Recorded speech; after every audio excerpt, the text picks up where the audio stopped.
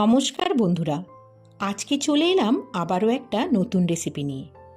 Vitamin এবং ফাইবারে ভরপুর একটা সবজি হচ্ছে এই বিনস। বাচ্চাদের কথা ছাড়ুন, আমরা বড়রাও এটা খেতে খুব একটা পছন্দ করি না, কিন্তু আমি আজকে আপনাদের সাথে এমন একটা বিনসের রেসিপি শেয়ার করব যেটা এতটাই টেস্টি হয় যে ছোট থেকে বড় সবাই খুব মজা করে খাবে। তাহলে চলুন আর দেরি না করে ঝটপট শুরু করে দিই আজকের রেসিপি। আজকের রেসিপিটা বানানোর জন্য আমি এখানে 150 গ্রাম পরিমাণ বিনসকে ভালো করে ধুয়ে নিয়ে ছোট ছোট টুকরো করে কেটে নিয়েছি। তার সাথে একটা মিডিয়াম সাইজের আলুকেও ছোট ছোট টুকরো করে কেটে নিয়েছি। এখন গ্যাসের ফ্লেমটা অন করে বসিয়ে দিয়েছি একটা কড়াইটা গরম হলে দিয়ে দিচ্ছি 2 টেবিল চামচ পরিমাণ তেল। ফোড়নে দিচ্ছি হাফ চামচ পরিমাণ সর্ষে, আর এখানে 2 চামচ পরিমাণ দিচ্ছি ছোলার ডাল। ছোলার ডাল এই রেসিপির টেস্টটাকে বহুগুণ বাড়াবে। ছোলার ডাল দেওয়ার পর ডালটাকে কিছুক্ষণ কিন্তু ভেজে নিতে হবে। ডালের কালারটা সামান্য একটু লাল হয়ে এলে এর মধ্যে দিয়ে দিচ্ছি কেটে রাখা আলুটা দেওয়ার পর 1 মিনিট মতো ভেজে নেব। আলুটা ভাজা হয়ে গেলে দিয়ে দিচ্ছি কেটে রাখা বিনস। তার সাথে একটা মিডিয়াম সাইজের পেঁয়াজ কুচি এর মধ্যে অ্যাড করে দিলাম, আর দিয়ে দিলাম স্বাদ অনুযায়ী কাঁচা লঙ্কা।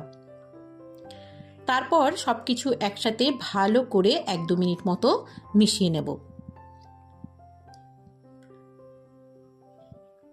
সবকিছু ভালো করে মেশানো হয়ে গেলে এর মধ্যে দিয়ে দিচ্ছি হলুদ গুঁড়ো 1 চা চামচ, আর পরিমাণ মতো দিয়ে দিলাম নুন। হলুদটাকে সবজির সাথে বেশ ভালো করে মিশিয়ে নিতে হবে।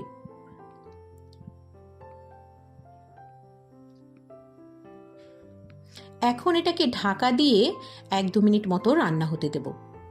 এটা যতক্ষণ ঢাকা দিয়ে রান্না হবে ততক্ষণে আমরা একটা মশলা তৈরি করে নিচ্ছি। সেই মশলা তৈরি করার জন্য আমি এখানে একটা প্যান বসিয়ে দিয়েছি। তার মধ্যে দিয়েছি 1 চামচ পরিমাণ ধনে, আর দিয়েছি মৌরি, দিয়েছি জিরে। এগুলোকে হালকা একটু ড্রাই রোস্ট করে নেব। দেখুন সামান্য একটু কালারটা চেঞ্জ হয়ে গেলে এর মধ্যে দিয়ে দিচ্ছি 1 চামচ পরিমাণ বাদামটা আমার কাছে ভাজাই ছিল, সেই জন্য আমি এই পর্যায়ে অ্যাড করেছি। আপনাদের কাছে যদি কাঁচা বাদাম থাকে সেটাকে কিন্তু আগে একটু ভেজে নিতে হবে। মশলাগুলো থেকে একটা গন্ধ ছাড়তে শুরু করলেই আমরা কিন্তু গ্যাসের ফ্লেমটা অফ করে এটাকে ঠান্ডা করে নেব। মশলাগুলো ঠান্ডা হয়ে গেলে আমি একটা মিক্সিং জারের মধ্যে এটাকে ট্রান্সফার করে দিচ্ছি।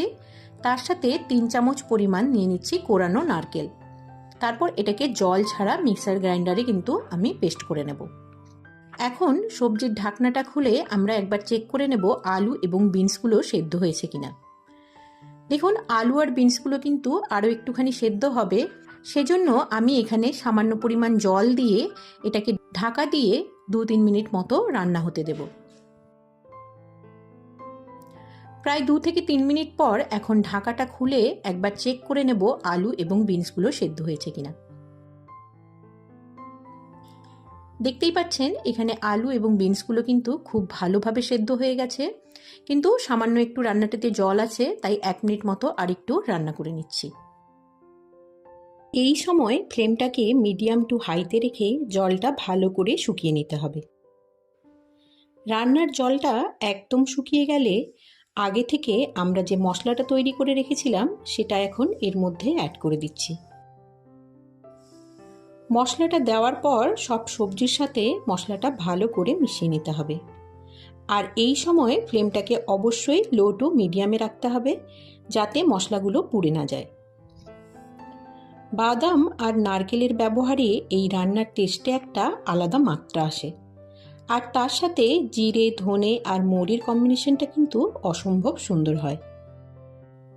ছোলার ডালগুলো একটু একটু করে শক্ত থাকবে, অনেকটা বাদামের মতো খেতে লাগবে।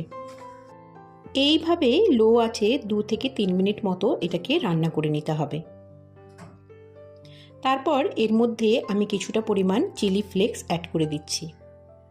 যখন আমরা ভাজা মশলাটা তৈরি করেছিলাম সেই সময় 2 শুকনো লঙ্কাকেও আপনারা ড্রাই রোস্ট করে নিতে পারেন এবং একসঙ্গে পেস্টটা তৈরি করে নিতে পারেন। চিলি ফ্লেক্স দেওয়ার পর আরও কিছুক্ষণ এটাকে রান্না করে নিচ্ছি। তাহলেই কিন্তু আমাদের আজকের এই রেসিপিটা একদম তৈরি হয়ে যাবে। ভাত, রুটি, পরোটা যে কোনো সাইড ডিশ হিসেবে কিন্তু এই রান্নাটা একদিন করে দেখতে পারেন। আশা করি আপনাদের ভালো লাগবে। বিনসের পুষ্টিগুণ কতটা সেটা আমরা সবাই জানি।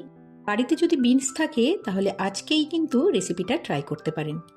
বড় থেকে ছোট সবাই কিন্তু খুব ভালোবাসবে। আর এই নতুন ধরনের রেসিপিটা আপনাদের কেমন লাগলো সেটা অবশ্যই কমেন্ট করে জানান।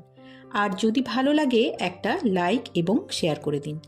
আপনার একটা লাইক আমাকে কিন্তু অনেক মোটিভেট করে এরকম নতুন নতুন রেসিপি তৈরি করার জন্য। আশা করি আপনাদের ভালো লেগেছে। আর যারা সাবস্ক্রাইব করেননি তাদেরকে রিকোয়েস্ট করব অবশ্যই আমার চ্যানেলটিকে সাবস্ক্রাইব করে পাশে থাকুন। নমস্কার।